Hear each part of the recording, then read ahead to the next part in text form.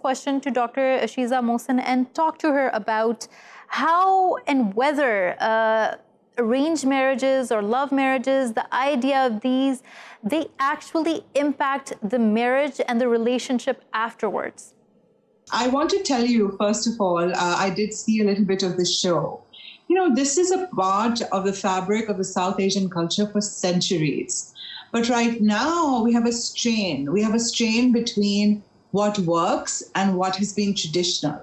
So when you talk about matchmaking, there's a huge difference in matchmaking between families and matchmaking between couples.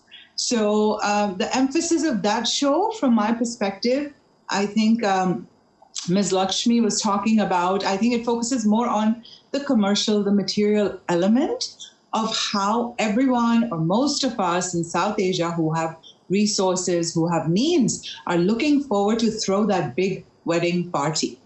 In my world, there is a huge difference between a wedding and a marriage.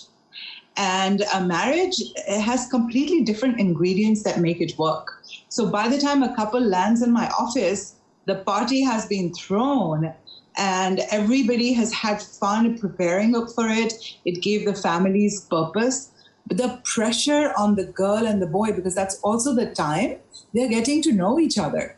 And now the pressure is so big that even if they're realizing, oh my God, this is not a good fit for me, 200, 400, 4,000 people have already been invited. So they cannot back out of it. And they're getting to know each other now and realizing, oh my goodness, while the families are having a ball, we are already setting ourselves up for disaster.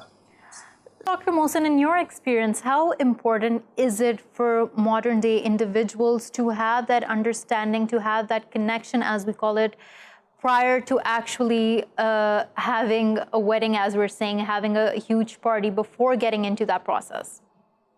This is a very difficult question because ideally I would love to say it's so important, but you also have